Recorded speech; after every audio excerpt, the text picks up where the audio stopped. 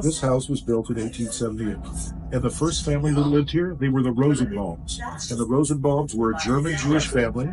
They lived primarily in San Francisco. Yeah. This was their summer home.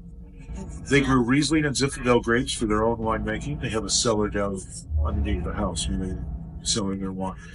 But they lived primarily in San Francisco. They made all the glass that's in the house. They were in the glass business. They made the plate glass in the house. They made mirrors. Eventually, they decided to move to St. Helena full-time. Joanna Rosenbaum, she was the matriarch of the family. She ran this house. She ran the property. They called the place Johannesburg after her. Well, if you believe in ghosts, then you believe that Joanna and her son August are still in the house. Okay? After the Rosenbaums, it was the O'Connors. Dr. O'Connor and his wife married.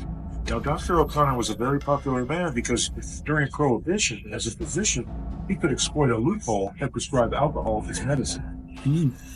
So everybody loved Dr. O'Connor. And they would come here and drink. He converted the cellar, the Rosenbaum cellar, into his speakeasy.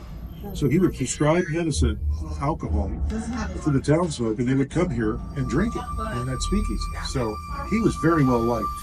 He just said that his wife, Mary, still lives in the house. Right now. So that's three. Yeah. So I like to joke that we have wine and spirits here at the Faust. Wine and spirits. Wine and spirits. That's right, spirits. Yes. Spirits. Nice. Nice. That's why we look from outside and Yeah, walk I in the mean, house. if you were a ghost, this would be a good place to come. Mhm. Looks very inviting for a ghost. So then after the O'Connors, two sisters from Ohio, Janie and Betty Ann, they had the house. Janie had 5 husbands and 6 children. Betty Ann had no husband and no children. But some woman who claims to be able to speak to ghosts said that she spoke to Betty Ann Oh, wow. downstairs in one of the bathrooms. And the ghost told Betty Ann she was the sister that had no husband and no children. And she also did not like how dark they had painted it downstairs. So that's 4 ghosts, at least. So did we change the color of the downstairs? Did they what? Because she said she doesn't like the No, dark we color. kept it. We haven't changed it. Okay. But that was before this was found. Yeah. So then after those 2 sisters, that's when it became commercial property. It became Spring Hill Mountain Winery for a while, then it was St. Clement Winery for a long time. And then in 2016, the Huneeus Vintners Company, they purchased this house and made it the Faust House for our tasting. For now. They also own Contessa down the road, Yeah. and they own Flowers over here. Oh, yeah, You sell flowers. flowers as well? Yep, absolutely. We sell tons of You sell flowers. all? We sell the most flowers Yeah? for you. Very popular. Yeah. It's very So popular. Contessa, Faust, and Flowers, that's all under the Yeah, same company, together. Huneeus Vintners. So that's the history of the house. Yeah. Now, do you want me to talk about the opera that this place is based on?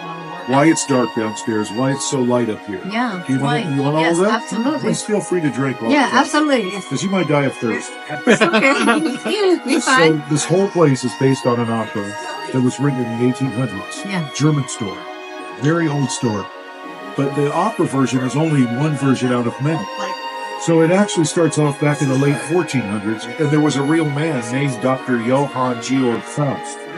And this man was a brilliant student at university, but he got into some trouble, and he had to leave school before he graduated. And he ended up traveling around Germany in a covered wagon that had the stars and moons painted on it. And he would go from town to town, and he would read your palm. And he would do your horoscope, your chart. And he would do some magic tricks. And he might sell you some German moonshine. And he had jugglers that they would perform. And so he would go from town to town like this. And his reputation, it grew beyond what he actually did. He became renowned in Germany as this great magician and wizard. Well, the Germans, to this day, Germans love puppet shows. And they would do these puppet shows back in the day about wizards, like Merlin the magician and the 3 wise men from the Bible. And they would do Dr. Faustus. And this would be a cross between very dark, occult stuff and very silly, like kind of corny and even crude comedy. They love that kind of crude, vulgar humor. So very dark and very silly. So then in the 1500s, along comes this Englishman, Christopher Marlowe. He's a contemporary of William Shakespeare.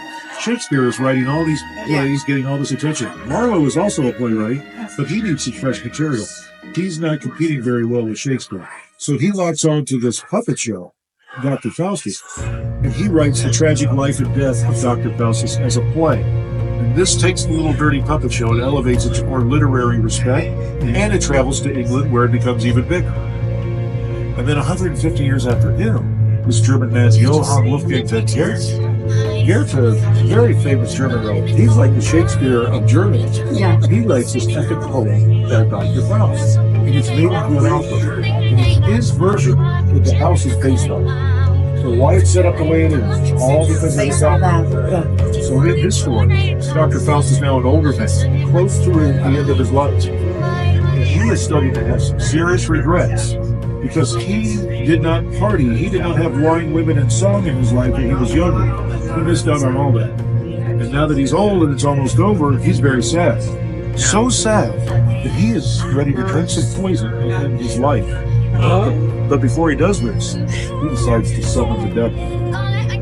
And so the devil shows up in his study, and he and the woman, they work out a deal. And in this deal, Faust agrees to sell his soul to the devil. And in exchange, the devil is going to give him his youth back. He's going to give him occult knowledge, and the services of a demon named Mephistopheles. Now, Mephistopheles is a fallen angel. Mephistopheles is good. In the real story, that is so interesting. He's good to have. He's seen the face of God. Now he's down. So he has issues. Yeah. And he's supposed to help. So Faust makes a deal. He sells his soul to the devil. He's young again. He feels great. He's out and about. He sees a young woman named Gretchen. Gretchen is a symbol of purity and innocence. Faust is very attracted. He starts to send her gifts, jewelry, perfume, and all those good stuff. And Gretchen, she likes the gifts. She likes them. Her mother. And her mother is very strict. Not about to let Gretchen go up and so Mephistopheles makes a sleeping potion. The slip of her mom goes to sleep. And he and Gretchen,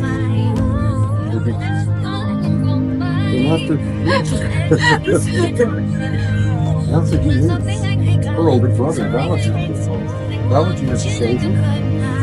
He's the kind of older brother that does not appreciate people messing around with his little sister.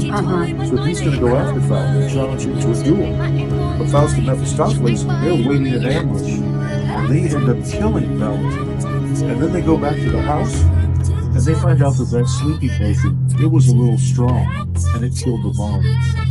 So Gretchen's family is destroyed. She's in a really bad way. She needs help. She prays to the Virgin Mary. The Virgin Mary hears her prayers and brings Gretchen to heaven, so she doesn't have to suffer anymore. Meanwhile, Faust and Mephistopheles, they're down on Earth. They're getting into all kinds of trouble. But Gretchen up in heaven, she never stops loving Faust, and she pleads with God to get him out of this deal and bring him to heaven. And eventually, God says, okay. Faust gets out of the deal. He is granted grace. He goes to heaven. Now, in that play that I mentioned with Christopher Marlowe, that came out before this opera, in his version, there is no character named Gretchen. In his version, Faust has 24 years to do whatever he's going to do. And when his time is up, he goes directly to hell. So that's the major difference between the play and the opera. The play, Faust is damned and goes to hell. In the opera, he's blessed and gets to go to hell. So downstairs, I don't know if you noticed how dark it is downstairs, but it is very dark.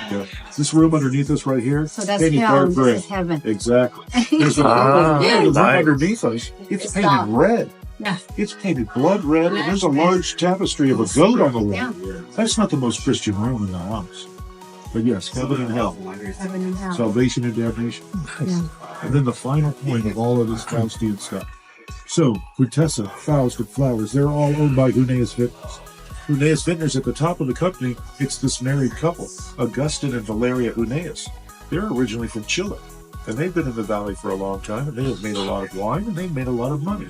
Augustin, he loves the symphony, he plays the cello. One of his favorite operas is Faust, so he knows the story already.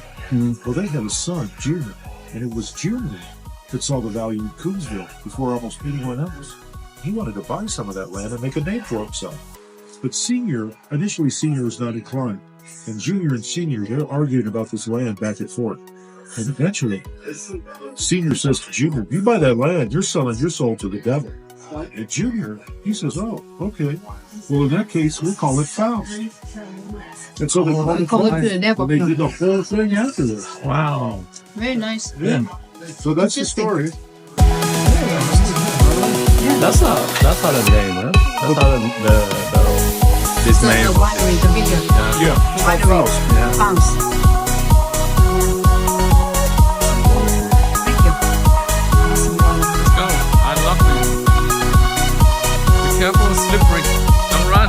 We got to tour the whole house today, or Yeah, you can walk all around the house when you're done. by ourselves, or we can. I'll walk you around, but it's really easy. It's very But we allowed You're to walk allowed to around. walk. Okay. So Very the nice. speakeasy is right underneath us. Yeah. You go there, but if you don't mind the rain, you can walk this way. I know. That's why I told my husband, like, it's raining today. It's sunny. It's so nice. Oh, it's Walk nice around. out. Beautiful. Yeah, this is Imagine nice. here with all the mist and everything. You know, when it's summer, no more rain, Yeah. we can go to the flower and princess. Yeah. This is the same.